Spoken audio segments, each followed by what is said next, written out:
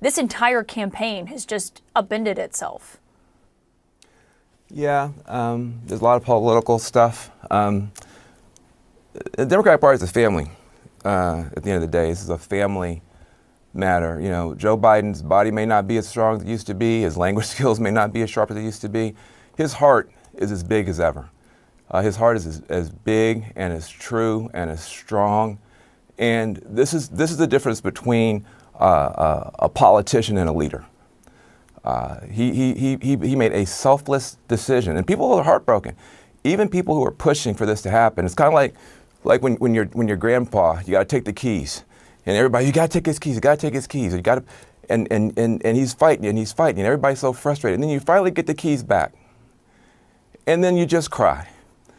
Because this is somebody that you love. This is somebody that you care about. This is somebody who was there for you. This is somebody you wouldn't be here without him. And you have to take something from him. Now, this is not, look, politics is politics. But this is a human moment for one of the great humans in America. This is a huge moment for him, for his family, for all of us who love him, for all of us who wanted him to get across the finish line. But if you're a young person watching this is leadership. This is patriotism. This is what it means to put the country first and put the party first and put the cause first. When your arm gets tired, you let somebody else finish pitching the game. That's what Joe Biden has done, and he's done that for all of us. And so I just want to say, I don't know who's going to be the VP, the non-VP. I don't know anything about politics. I just know that I love this man. I care about this man. It was painful every day to sit up here and talk about him like he's just some problem for the party. Wait till we get to the convention. You're going to see people crying, standing, screaming, cheering. He may not get a chance to talk for 10 minutes. We finally get a chance to put our arm around this guy. He did the right thing for this country. He did the right thing for this party. All of us are going to be in this situation someday. And I hope that we take a moment to honor this man and to love this man. I love Joe Biden. I appreciate what he's done. And a lot of people are heartbroken today. Even if it's the right thing, it's still just horrible. Well, and Van, I mean, on that point, which is a great point that I think resonates with a lot of people, of the personal nature of a decision like this. We often talk about things in a harsh political lens of who's going to fare better, what this looks like. I mean, I also have to imagine what it's been like the last 3 weeks, a little over 3 weeks since that debate, to see, what the reporting has been behind the scenes of Democrats who wanted him to get out.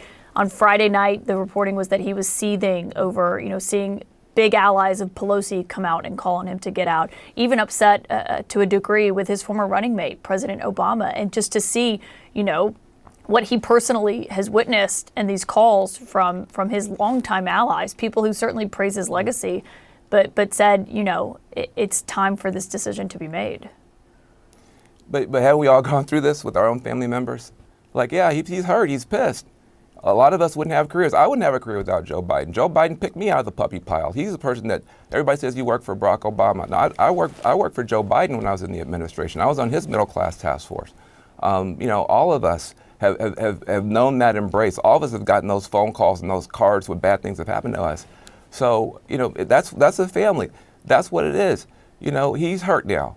He feels let down. He feels that his friends turned on him. In the fullness of time, he'll recognize that it was done out of love and as loving a way as possible. But at the end of the day, some people, and I don't want to mention any names and ruin this day, but some people will back their leader no matter what. Some people, they don't care how many people this man has hurt and how many laws he's broken, no matter how many bad things he's done. That's our leader. We're going to back him no matter what. But this party is not like that. This is not a cult. This is a political organization. And we believe in these principles. And if somebody is sick, if somebody can't do it, there's no shame in that. There's nothing wrong with that. If somebody can't do it, that's okay. And what you see with Joe Biden, yeah, everything was falling apart around him, but he could have stuck it out. There were people in this party who wanted him to stick it out. There are people in this party right now who are mad that he didn't stick it out.